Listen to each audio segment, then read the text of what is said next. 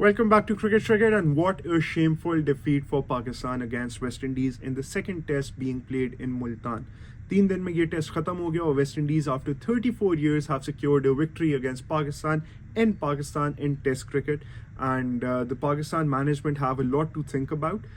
अगर आप मैच के स्कोर कार्ड पे थोड़ा सा नज़र डाल लें, पहली आपने टेस्ट मैच जब देखा था, वी ऑल न्यू कि सेकंड टेस्ट मैच की भी पिच वैसी ही होनी है, एक रैंक टर्नर बनेगा, और उसकी वजह से पाकिस्तान ने सिर्फ एक चेंज किया जो कि वो काशिफ अली को लाए डेब्यूटेंट को खुरम शहजाद की जगह, और उसके साथ साथ वेस्ट इंडीज़ ने इमलाक जो कि पिछले मैच में थे वो खेल रहे थे, उन्होंने आमिर जांगो को ऐड किया और उन्होंने कीमा रोज को ऐड किया और जेडन सील्स को ड्रॉप किया। तो पहली इनिंग्स में वेस्ट इंडीज़ ने 163 बनाए, वो ऑल आउट हुए, और कीप इन माइंड इन्होंने 163 रन्स बनाए after they were 36 for 7। Numan Ali ने हैट्रिक ली, जिसके बाद इनके वारिकान, मोती और किमा रोच ने रन्स बनाए, and they took the total to 163। High scorer was Gudakesh Motie scoring his first half century in test cricket. और उसके बाद अगर आप बॉलिंग फिगर्स देखें तो the star of the show was Noman Ali, picking up 6 wickets in 15.1 overs and giving away just 41 runs. उसके बाद second innings जब पाकिस्तान की आई, they were just bundled out for 154 and they had no answer to the spin attack of the West Indian bowlers. High scorer जो middle में partnership लगी, जो कि पिछले मैच में भी आपकी मैच विनिंग पार्टनरशिप थी साउथ शकील और रिजवान की, it was exactly the case here as well, और वो लोग थोड़ा टारगेट आगे लेके गए, जिसके बाद 154 पे आउट हुए। 9 रन की लीड दी उन्होंने वेस्ट इंडीज़ को, और वेस्ट इंडीज़ ने बहुत अच्छा स्टार्ट लिया सेकेंड इनिंग्स में, जिसमें Craig Brathwaite the captain he played well. उन्होंने एक 70 की स्ट्राइक रेट से 52 रन्स बनाए, और उसके साथ साथ उनको सपोर्ट किया आमिर जांगो ने, और उनको सपोर्ट किया केवम हॉज ने। और नीचे से फिर इमलाक बहुत अच्छी परफॉर्मेंस, 35 रन्स अपनी डेब्यू सीरीज़ में, और साथ साथ अगेन लोअर ऑर्डर रन्स उनके आते रहे। इस पिच पे लोअर ऑर्डर रन्स की जो कंट्रीब्यूशन थी, that meant a lot for them. उन्होंने केविन सिंक्लेयर ने 28 रन्स बनाए, गुदाकिश मोती और वारिकान ने 18 ईच बनाए, एंड बॉलिंग में Sajid Khan and Numan Ali, obviously because it was a rank turner, उनके लिए बहुत ईजी था विकेट्स लेना, and they contributed with 4 wickets each. और जवाब में 254 रन्स के टारगेट में पाकिस्तान को 120 रन से शिकस्त हुई। 133 पे वो ऑल आउट हुए। High scorer was Babar Azam 31।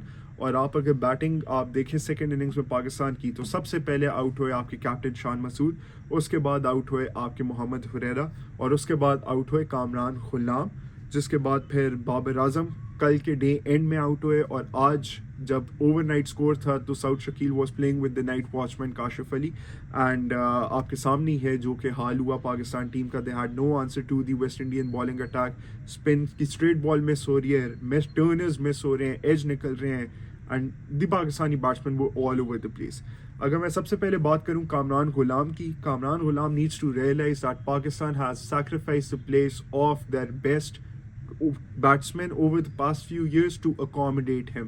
Babar Azam को चौथी पोजीशन से तीसरी पोजीशन पे लाए हैं, क्योंकि Kamran Ghulam is more comfortable playing at the number 4 spot, और उन्होंने सेंचुरी भी अपने डेब्यू में मारी थी इंग्लैंड के अगेंस्ट, जो कि टेस्ट मैच हुआ था मुल्तान में। बट उसके बाद जो 8-9 इनिंग्स गुजरी हैं, he has not been able to cross even 40 in test cricket. और जिस तरीके से वो कल आउट हुए हैं, that shows he has no match game awareness. एक ऐसे क्रूशल मोमेंट पे जहाँ पे पार्टनरशिप बनानी थी with Babar Azam, he played a very silly shot, he played a very rash shot, front foot पे आके मारी, ऑन टॉप एज निकला और पॉइंट पे कैच आउट हुए। He was not able to read spin well, और उनको चाहिए कि वो अपनी हाइट का एडवांटेज ऐसी पिचेस पे यूज़ करें। He suppose to hit sweep shots, he suppose to play down the ground. What I liked about West Indies batting in the second innings is कि वो बिल्कुल स्ट्रेट बैट से खेल रहे थे, बिल्कुल क्रॉस नहीं जा रहे थे, बिल्कुल कोई फैंसी शॉट्स नहीं मार रहे थे। They were playing with the straight bat and they were ensuring कि आप रन्स टिक करते रहे। They were able to take singles, they were able to rotate strikes, and the ballers were not getting settled in by bowling to just one batsman. उसके बाद अगर देखूँ मैं Babar Azam, he's been dismissed again by a left armer, और this is a 9th or a 10th dismissal over the past couple of years for him, और he needs to ensure कि जो इनको expose कर दिया गया है, he needs to work on his weakness and he needs to make it into his strength. आगे Champions Trophy आ रही है and we really hope that he fires in the Champions Trophy because he is an instrumental part of the batting lineup that we have and he's an important asset for Pakistan and he's been doing well in the ODI format particularly, so we hope he replicates his performance which he was doing over the past few years in the Champions Trophy, but in order to do that he needs to work on his particular weakness. उसके साथ Saud Shakeel outside edge पे out हो गए, Kashif Ali was obviously he was bowled with straight one bowled हुए, उसके बाद आप Salman Ali Agha LBW हुए, मोहम्मद रिजवान बोल्ड हुए, तो पाकिस्तान की बॉलिंग बैटिंग को कुछ समझ नहीं आ रही थी वारिकान मोती और केविन सिंक्लेयर की बॉलिंग की, and they were able to win West Indies after 34 years on the Pakistan soil in Test cricket और सीरीज बराबर हो गई 1-1. उसके साथ साथ मैं बात करना चाहूँगा पिच पे specially. Aqib Javed, it is very important and it is very easy to sit on a podcast and tell what the solution could be for Pakistan cricket. आपने बहुत आसानी से कह दिया था कि आप ब्रश मारें पिच पे, आप हीटर्स लगाएं, आप हीट से क्रैक्स लाएं पिच पे, आप 30 यार्ड सर्कल को ब्रश मार के ड्राई करें कि बॉल ज़्यादा स्पिन हो, आप स्पिनर्स लगाएं, आप विकेट्स लें और मैच आप जीत जाएंगे. But my friend, it does not work every time. आप सोचें आपके वेस्ट इंडीज़ के बॉलर्स ने इधर जो आपके साथ किया है, आपके इंग्लैंड के बॉलर्स क्या करेंगे इधर. आप मिचेल सैंटनर को इधर बुला लें, वो आपके साथ क्या करेंगे. आप नेथन लाइन को इधर बुला लें, वो क्या करेंगे. वो तो 10-10 विकेटें लेंगे इस पिच पे. तो you need to make sure कि जो आप चीज़ें बोल रहे हैं, it is very difficult to really implement all those things and it is very easy to sit on a screen and say all these things. तो इम्प्लीमेंटेशन और execution पे काम करना है rather than just sitting on a podcast and saying whatever you want to. और उसी के अब मुझे तो डर ये लग रहा है कि पाकिस्तान का हाल लाहौर कलंदर्स वाला ना हो जाए. लाहौर कलंदर्स को 7 साल लगे थे अपना पहला PSL जीतने के लिए, और वही हाल पाकिस्तान का ना हो जाए. मुझे तो अभी चैम्पियंस ट्रॉफी का डर है कि वो भी हम लोग पता नहीं 7 साल बाद ही ना जीतें. So Aqib Javed has really turned things around in Pakistan and for Pakistan cricket, and things aren't really going in favor for Pakistan right now because losing to West Indies in a test match at home is a very big loss, and they really need to assess and re-evaluate things, how things can be made better.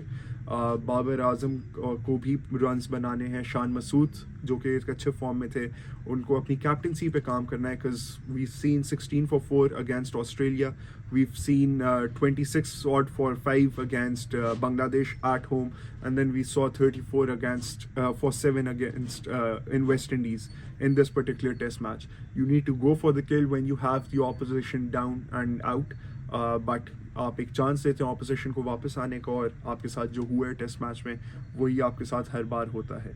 और अब 1-1 series हो गई है. पाकिस्तान जो पहला test championship cycle था उसमें 5th आई थी, सेकंड वाले में 7th आई थी, और इस वाले में you topped all the records और आप लास्ट पोजीशन आए हैं. So this is a very shameful defeat for us, and we as Pakistani fans deserve better. And आपने गैरी कर्स्टन और जेसन गिलेस्पी जैसे बड़े नामों को ड्रॉप करके आप आकिब जावेद को लाए हैं एज कोच, बट एक अच्छा मुझे फ्रूटफुल डिसीजन ये नहीं लग रहा कि सारे मैचेस आपके पाकिस्तान में नहीं होने जिसमें आप ब्रश मार के पिच को ड्राई कर सकते हो, स्पिन कर सकते हैं. आपने ओवरसीज़ भी जाके खेलना है. तो a lot of thinking needs to be done here, a lot of decisions need to be made regarding obviously the test management. और उसके साथ साथ आप अब अगले फ्यूचर में 8 months हमारे हैं नेक्स्ट टेस्ट सीरीज़ में, which is against south Africa at home. तो उसमें आप क्या चेंजेस लाएंगे, क्या नहीं लाएंगे, कौन सा अपब्रिंगिंग टैलेंट लाएंगे, क्या स्ट्रैटेजी के साथ आप जाएंगे. तो पाकिस्तान में specially Aqib Javed and Shan Masood need to sit together and they need to really assess and re-evaluate the performances of the team over this particular test championship cycle and take decisions accordingly for the betterment of Pakistan. उसके साथ साथ कल match है हमारा तीसरा T20 between India and England जो कि खेला जाएगा, I believe it's in Rajkot, और वहाँ पे they are expecting some pace and seam for the fast bowlers जिसमें इंक्लूजन हो सकती है मोहम्मद शामी की, and it will be seen कि वो किस स्पिनर को ड्रॉप करके उनको लाएंगे. But this is obviously through some sources और उसके साथ साथ आपने जो पिछले मैच में देखा, it was the Tilak Varma show, एक बहुत अच्छा नेल बाइटर जीती इंडिया।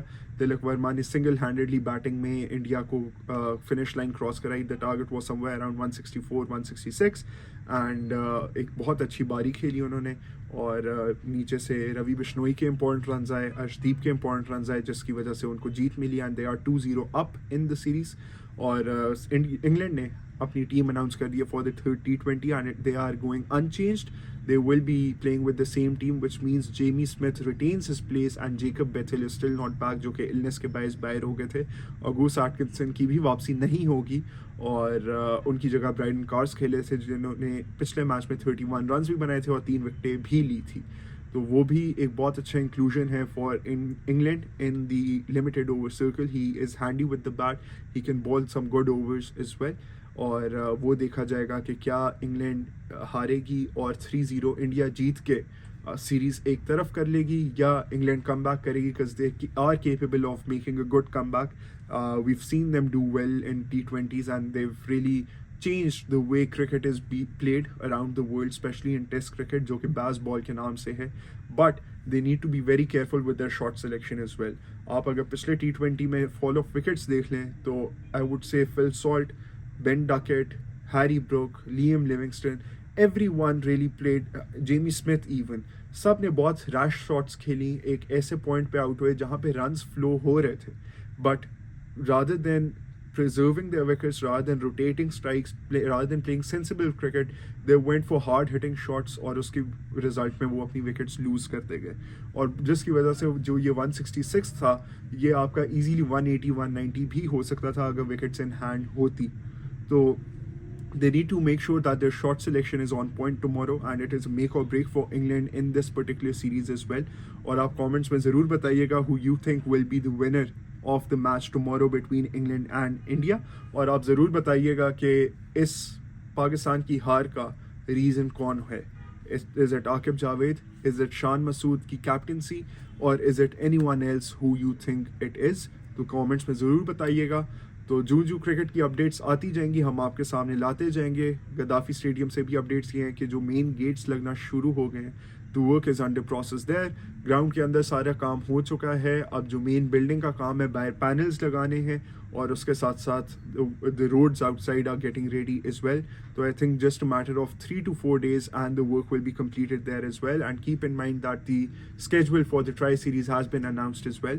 8 तारीख को पहला मैच गद्दाफी में, उसके बाद 10 तारीख को होगा साउथ अफ्रीका वर्सेस न्यूजीलैंड।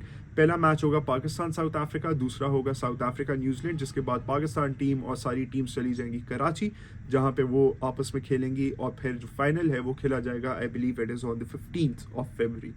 तो 15th को समाप्त होगा ये सारा टूर्नामेंट, जिसके बाद फिर 19 तारीख से आपका पहला मैच है चैंपियंस ट्रॉफी का, which is between Pakistan and New Zealand in Karachi. तो पाकिस्तान का स्क्वाड अभी भी अनाउंस होना बाकी है, उस पर भी सब नज़रें हैं, उस पर भी कौन आएगा कौन नहीं आएगा, that is yet to be seen. और जैसे ही अब स्क्वाड्स की अपडेट्स आती रहेंगी हम आपके साथ लाते रहेंगे।